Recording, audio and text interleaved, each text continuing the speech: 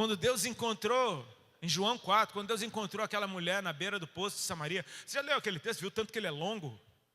Então disse o Senhor, respondeu a mulher. Então disse o Senhor, respondeu a mulher. Então a mulher disse, o Senhor falou. E aí Deus falou e a mulher disse.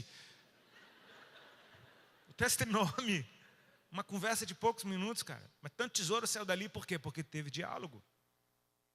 Se esse texto fosse um homem, se Jesus estivesse sentado na beira do poço, cansado da viagem, de repente veio um homem tirar água, o texto ia ser assim, então veio um homem tirar água, e Jesus disse, dá-me de beber. Aí o cara falou, toma. Acabou o texto, acabou o capítulo. Ia ser mais ou menos assim.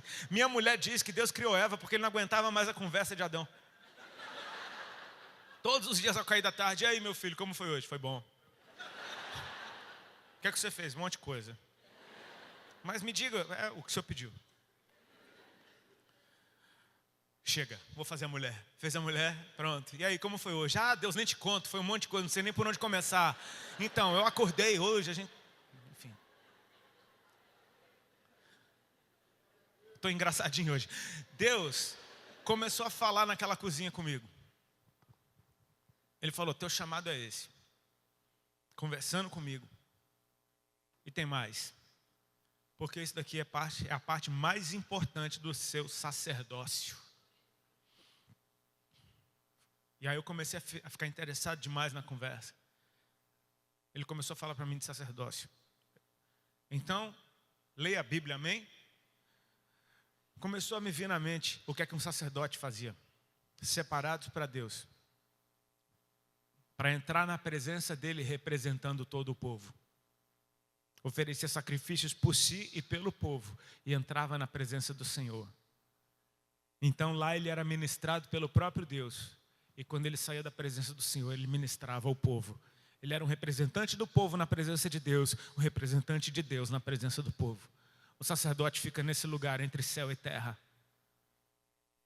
E Deus começou a me falar. Essa pergunta que você me fez, na verdade ela não é sua mesmo, ela é da sua geração. Você trouxe um clamor da geração que você me representa na minha presença. Sabe, a minha esposa, ela é bem mais ativa do que eu em redes sociais. E ela diz que a pergunta que ela mais recebe é, como é que eu faço para saber qual é o meu chamado? Qual é o meu chamado? Qual é o meu chamado? E de repente eu percebi, eu estava sentindo o que o povo que eu represento diante de Deus sente. Eu estava trazendo diante dele um clamor do povo e Deus estava me respondendo para eu responder para o povo. Amém? Se você não sabia qual é o seu chamado, deixa eu te dizer. Seu chamado é esse. Conversando com o Senhor. Amém? Em primeiro lugar. Ele não anula tudo que eu faço, mas Ele simplesmente é a parte principal de tudo que eu faço. É o meu tempo com Deus, é a minha conversa com Ele, é o que Ele me diz para falar, o que Ele me diz para fazer. Então eu posso operar naquilo que Ele me chamou para fazer. E sabe o que? Eu não faço tudo. Eu não sei tudo. Eu não sou bom em tudo. Sabe a parábola dos talentos?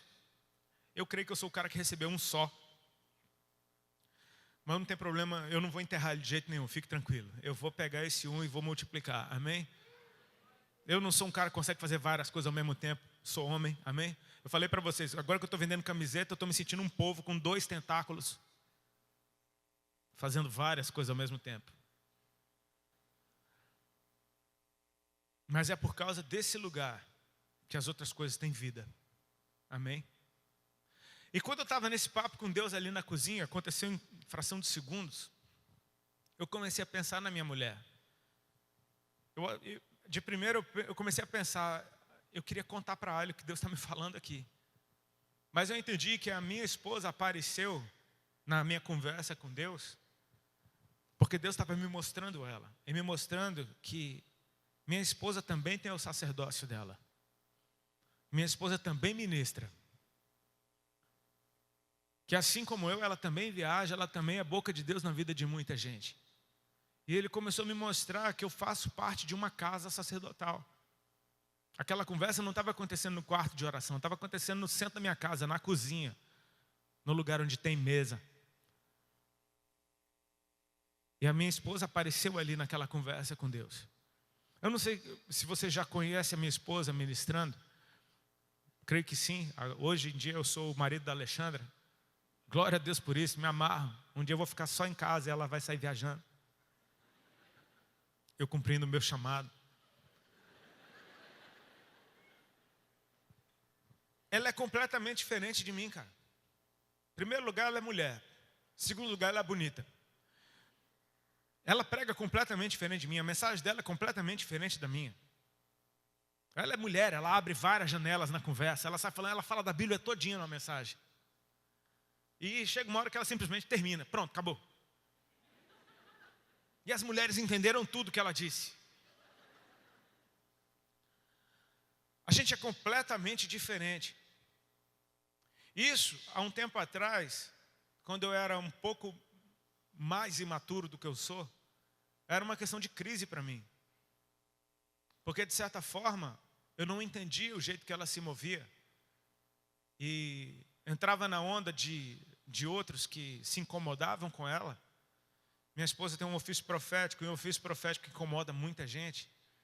E principalmente quando alguém tem um ofício profético e não tem nenhum profeta acima dela para ensiná-la a se mover no ofício profético. Um profeta que não tem ensino, ele muitas vezes vai causar incêndio por onde ele passa. Não significa que não é um profeta ou que é um falso profeta. Significa que simplesmente não teve ensino.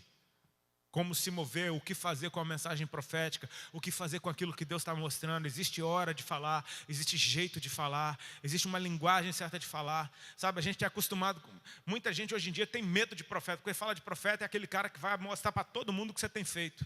Na frente de todo mundo, vai acabar com a sua vida. E cara, no Novo Testamento, você vai ver raramente isso acontecendo. O ofício profético no Novo Testamento é para exortação, para consolo. E exortação significa consolo, conforto, edificação do corpo. Sabe, eu vi num livro uma vez de um profeta americano e ele falava, cara, você está orando por alguém e Deus mostrou que essa pessoa tem problema com pornografia. Você não vai chegar e falar, eis que o Senhor está mostrando que você tem problema com pornografia. Você vai acabar com a vida do cara, com o casamento dele. É muito mais fácil você chegar para ele, ei, Deus está me mostrando que Ele está te chamando para um novo nível de santidade. O cara sabe, pronto, você edificou a vida dele e chamou ele para esse lugar, amém? Minha esposa tem esse ofício e eu não sabia entender ela. Eu achava que ela era imatura, que ela era infantil. Isso era crise dentro do nosso casamento inúmeras vezes. Até um dia que a gente foi consagrado missionário na igreja que a gente fazia parte. E o profeta que estava ungindo a gente era um americano.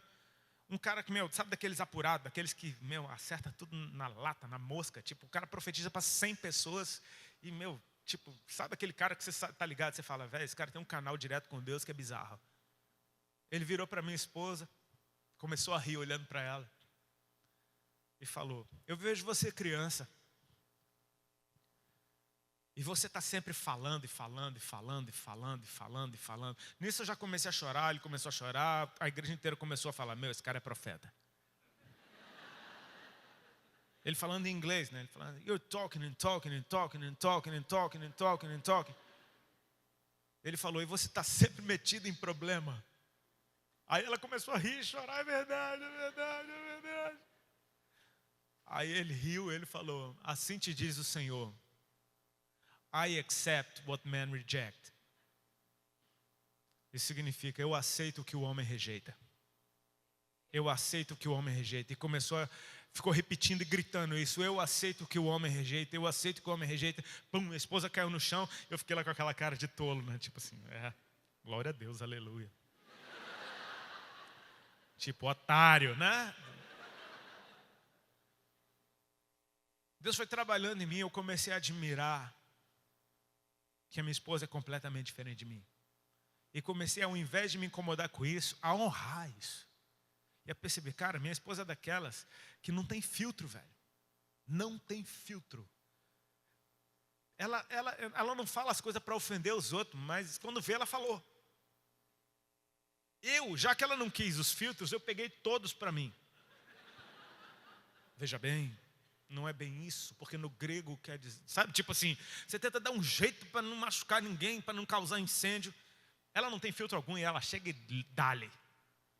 E o canal dela chama Dale Ali. Tipo, vai dale, pronto, é isso. Quando ela vê, ela falou. E sabe o quê? Eu sei que Deus ama o meu cuidado de não ofender ninguém. E o mesmo Deus ama o fato dela falar a verdade, doa quem doer. Eu creio que Deus tem saudade de gente como ela, que chega e larga, meu irmão. Porque a verdade, ela faz bem. Amém? Então eu comecei naquela conversa com Deus a perceber, cara, eu faço parte de uma casa sacerdotal, que a gente flui diferente, e os ministérios se completam.